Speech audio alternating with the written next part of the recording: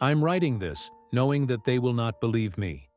I have told myself that 1,000 times tonight, yet my hand trembles less than I expected.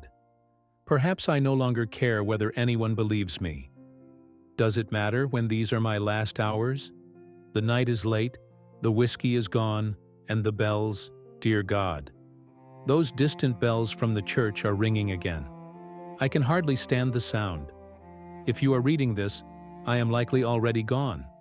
I ask only that you read every word before you call me mad. For my children's sake, don't tell them I was mad.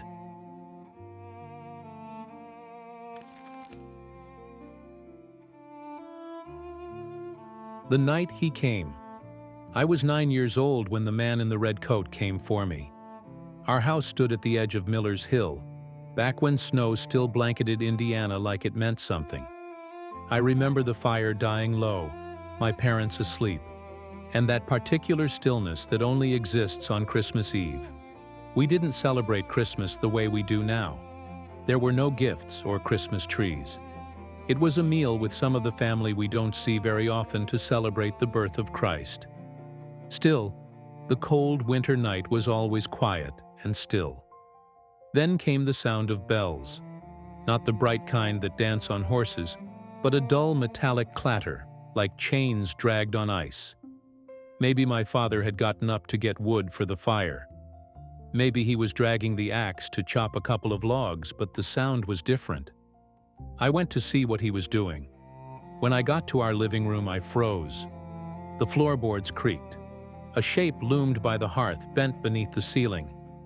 He wore red, but not the red of ribbons or berries.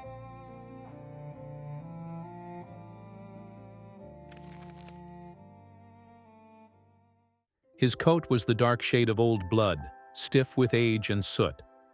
His beard was not white, but yellowed, matted like a horse's tail. He did not look at me so much as weigh me with his eyes. "You've been naughty," he whispered.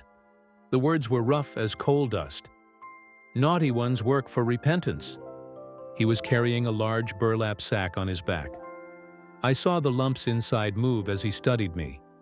After that, I remember only the smell of smoke, and the world spinning as he lifted me. And the last thing I saw before everything went black was his hand. Thick, scarred, the nails rimmed with soot.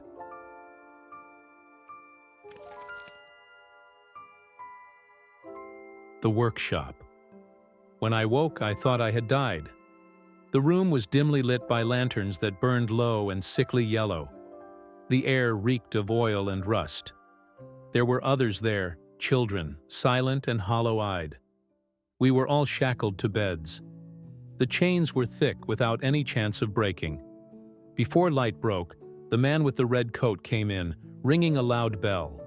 He unchained me from the bed and connected me to another kid who slept beside me. After we were all chained together, he took us from the room and into another room. The place was vast, stretching farther than sight, filled with tables and tools, half-built toys stacked to the ceiling. The cold brick walls stood like a fortress, holding us in. There was a large stove in the center of the room, but its heat did not reach the brick walls. The sound of hammers and saws never stopped. We called it the North Pole, for nobody would ever find us here or dare to come looking through such a building, though it was no more than an abandoned warehouse in the middle of nowhere. To us, it may as well have been another planet.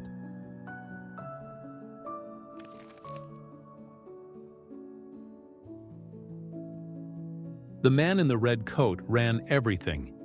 He kept lists nailed to the wall, good and bad. He'd call our names every evening, mark something beside them, then send us to bed. If you had not done the proper amount of work that day, he would move your name to the bad list. He would make those children clean out the coals from the stove, then take those kids away to be disciplined. The coals were still hot, and the children would go away with him, crying from the burns on their palms. Nobody would ever speak of what happened to them when he would take them away. But we could hear the cracks of whips from our beds. After returning, those kids would always be the hardest workers. Sometimes, when a child would start to get older and become stronger than the rest, They would be put on the bad list and taken away. That would be the last time we would see them. Nobody dared ask where they had gone. We knew. It didn't need to be spoken about. Once we got older and started getting strong, we could stand a chance to take him on. He feared us as much as we feared him. The man would call us his little helpers. He would call us elves sometimes when he would get drunk. He would tell us that we were making toys for good boys and girls. He would sometimes take a load of our toys away. He would never tell us who he was giving them to. He only said they would go to those who deserved them. He would say this with a grin that split his face like a wound. And then he'd laugh, a deep, broken laugh that never reached his eyes. I worked for years, I think. Time blurred there. Seasons meant nothing. There were no windows. The only times he opened the doors, there was snow blowing in. So we thought it was always snowing where we were. We didn't talk much, just the sound of working and his laughter belting through the warehouse. We learned to fear silence more than the sound of work, for silence meant he was watching, judging, making a list. He was drunk most nights, so he would always have to check it twice. He had a way of appearing behind you, without sound, his shadow swallowing your own. You could see the disapproval behind his beard. Every evening, you would wonder if it was going to be your name on the bad list. I only made that mistake once. I won't speak about that night.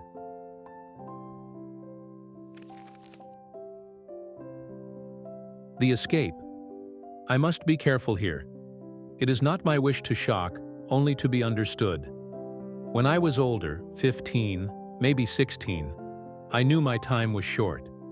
He began to look at me the way a farmer looks at a dying horse. Too big to control, too dangerous to keep. The blizzard came one night. You could hear the snow and ice trying to beat through the brick walls. It must have been an extra cold night, because the large stove in the middle of the room could not chase away the chill. On days like this, the man would drink more to help stay warm. With this came my chance. He slipped on the stairs and fell to the ground. Nothing mortal, but enough.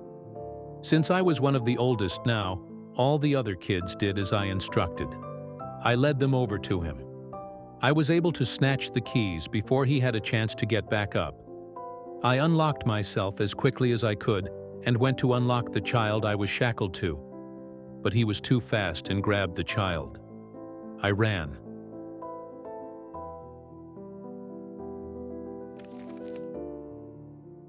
I would have to come back later for the others, but I had to get out of there while I had the chance. I barely remember the forest through the ice and snow, the excitement and the fear, the trees black against the snow, the wind like a voice calling my name.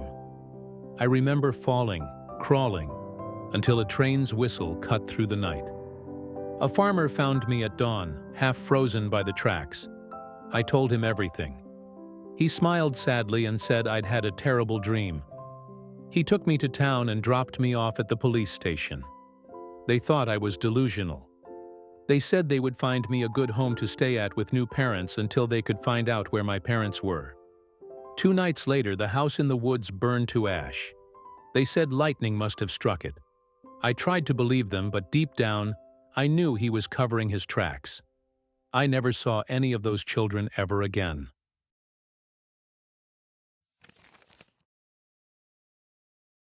The reinvention. Years passed. I grew into a man, though the child in me never thawed. I painted signs, drew posters, anything to pay rent. People liked my drawings. They said they had character and warmth. All those years making and painting toys. It was the only way I communicated. With a brush. I had hoped that my painted toys would bring joy to some child someday. I painted every one of them, hoping that someday, the man would let me keep one. One day, when I was painting in the streets, a man saw my work and offered me a job down south in Atlanta. The feeling I got the first time I walked into Coca-Cola was like a second birth. They got me straight to work. They said that the executives wanted a Christmas campaign. Something bright, they said. Something wholesome. America needs cheer. They asked for a Santa Claus. I gave them one. The images poured out of me like a fever. Red suit, white beard, eyes that twinkled not from joy but from memory. I softened him, of course, rounded his cheeks, made him jolly.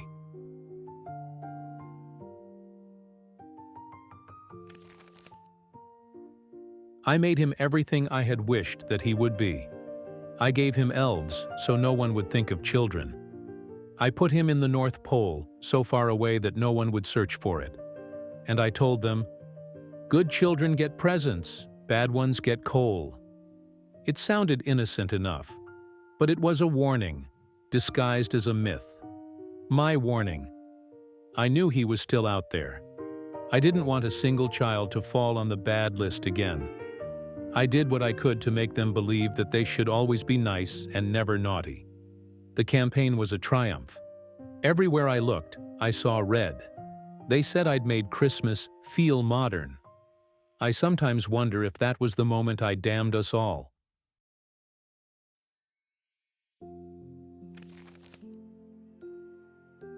The haunting. The older I grew, the more he returned. At first, only in dreams. The scrape of boots on floorboards, the smell of soot and pine. Then, in reflections, shop windows and puddles. Every time I looked at a Coca-Cola bottle and saw him staring back at me. Every December, his eyes followed me from billboards, smiling that same hollow smile. I had put a twinkle in his eyes, but my mind would not let me see that. People began to drink more, not just at Christmas, but all year. The company rejoiced. "You've created a season that never ends," they said. Every time I went into a restaurant, I saw the red sign. Every time I went to the store, I saw the bottles. It made the thought of getting food unbearable. I rarely went to a store. I started losing weight. He was all around me. Even though I had gotten away, I could not escape him.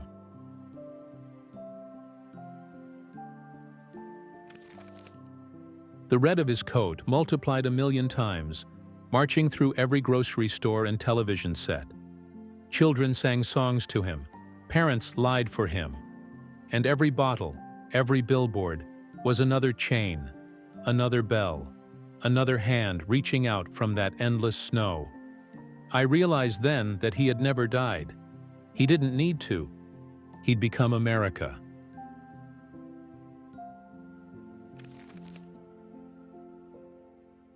The package.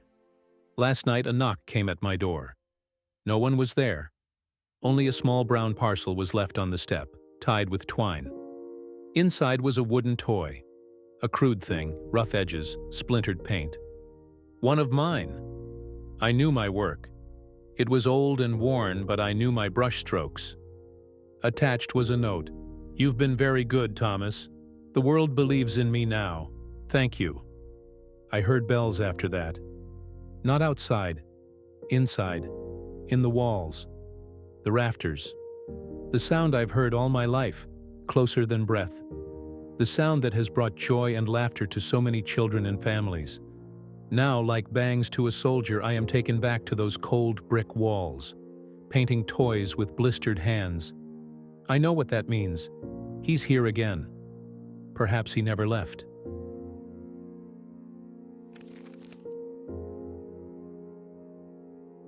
The realization.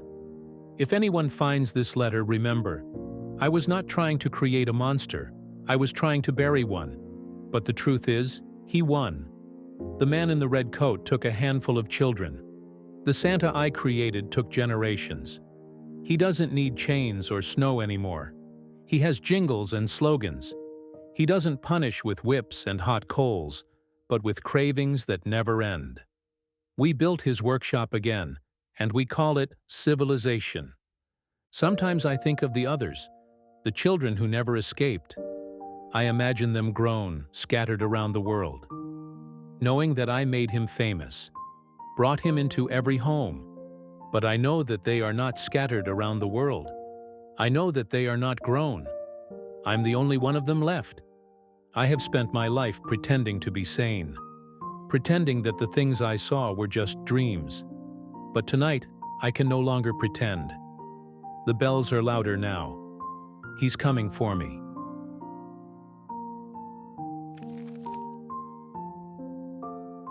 Final words. If you've read this far, do not look for me. Do not look for him. Turn off your lights this Christmas Eve. Do not hang stockings. Do not listen for bells. And if you hear footsteps on the roof, pray they are just your imagination, because he remembers the naughty ones. And I have been very, very bad. Thomas White, December 24th, 1962.